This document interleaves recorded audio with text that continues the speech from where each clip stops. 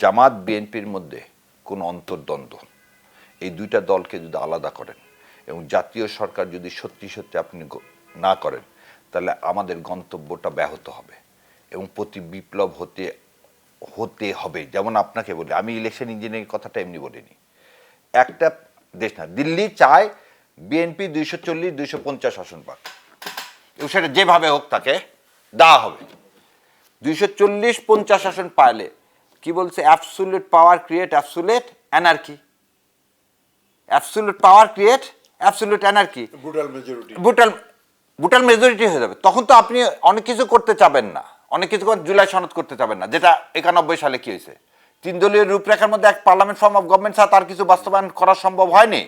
সর্বদলীয় ছাত্র ঐক্যের যে দাবি ছিল 10 দফা, একটা তো হয়নি। তাহলে আজকে জুলাই সনদ যদি না হয়, তাহলে অন্য পলিটিক্যাল পার্টিরা কি মেনে নিবে?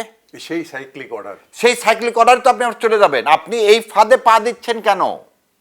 আমার প্রশ্নটা হচ্ছে এই জায়গাতে, আমার ভোট আমি করব, আমার ভোট যে দিবে সেখানে আমি মেনে নিব। আমি কেন আজকে দাবি তুলব যে কোনো বিশ্ববিদ্যালয়ে ভোট হওয়া চলবে না? ছাত্র সংসদ নির্বাচনের সাথে আপনি জাতীয় সংসদের কি নির্বাচনের কোথায় মিল পেলেন? তার মানে আপনার মধ্যে ওই আতাতেও ঢুকে গেছে। আপনার ভাগ্যের পরিবর্তন তারা করতে দিতে চায় না। তারা আপনাকে 240 দিয়ে দিবে, দিয়ে এখানে ইনস্টেবিলিটি আনবে। এবং আপনাকে লিখে দিচ্ছি, এই কাজ যদি হয়, কোনো দিন বিএনপি বেশি দিন ক্ষমতায় থাকতে পারবে না, এবং বিএনপি কোনো দিন কিন্তু সেই ফলটা ভোগ করতে পারেনি। দেখেন বেগম খালেদা জিয়ার দেখেন একটা ফরসাইটনেস ছিল। 90 সালে সে আওয়ামী লীগের সাথে সমর্থন নিয়ে সরকার গঠন করতে পারতো না, সে জামাতের কাছে গেল কেন? 2001 সালে আপনি 96 সালে তো তত্ত্বাবধায়ক ব্যবস্থা নিয়ে জামাতে ইসলাম আন্দোলন করলো বিএনপির বিরুদ্ধে। তো তার 3 বছর পরে কেন আবার জামাতকে নিয়ে কেন সে 4 দলীয় একজোট করে সে ক্ষমতায় গেল কেন? কেন? এটা এই কারণেই যে তিনি দেখছেন আদর্শগত মিল কোথায়। তিনি কখনো ওই প্যাটার্নে যে আমাকে অ্যাবসলিউট মেজরিটি দিয়ে আমি ক্ষমতায় যাব, এটা কোনদিন হয়নি, সেজন্য পাইনি। ওই সিদ্ধান্তটা কিন্তু ওনার একক সিদ্ধান্ত ছিল। হ্যাঁ হ্যাঁ, এবং এছাড়া অনেকেই মেনে নিতে পারেনি, সেই সবাই অনেকেই মেনে নিতে পারেনি। আজকে আপনি দেখেন যে এই অ্যাবসলিউট মেজরিটি যদি পায়, ওই জন্য বলছি ইলেকশন ইঞ্জিনিয়ারিং।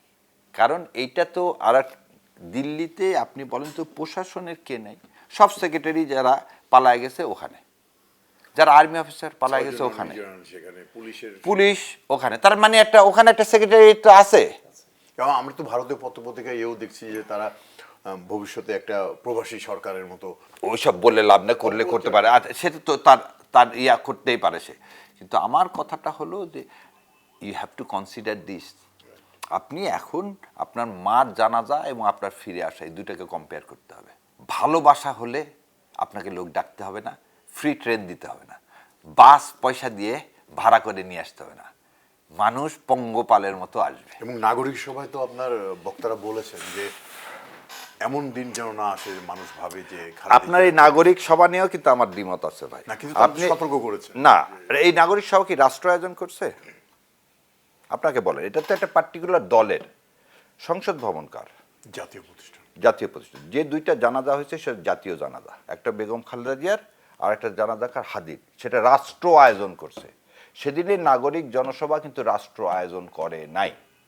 আপনি যখন একটা দল জাতীয় সংসদ ভবনের সামনে, মানিক মিয়া অভিনীত করতেন, কোনো সমস্যা ছিল না, কিন্তু আপনি দক্ষিণ প্লাজায় যখন করছেন এবং সেখানে তত্ত্বাবধায়ক সরকার তত্ত্বাবধায়ক বলবো না, ইন্টিম সরকারের একজন উপদেষ্টাও প্রেজেন্ট থাকতেছেন, where it is not a কি রাষ্ট্রীয় না। তো আর রাষ্ট্রীয়ভাবে আপনি করেন, ওখানে কোনো সমস্যা নাই। ডক্টর ইউনূস সাহেব থাকতে পারতেন, সবাই থাকতে পারতেন, সমস্ত দল থাকতে পারতো না।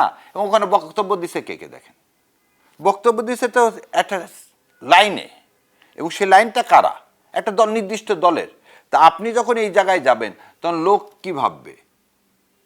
বেগম খালেদা জিয়াকে নিচে নামায়েন না, এগুলো করে নামিয়ে ফেলতেছেন আপনি বুঝতে পারতেছেন না।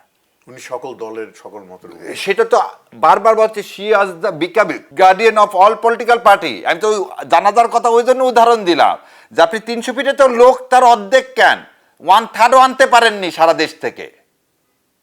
এই সত্যটাকে মানতে হবে।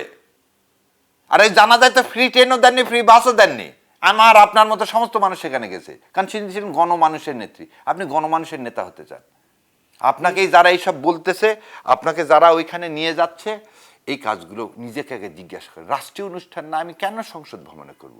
বাংলাদেশে কি আর জায়গার অভাব হয়েছে?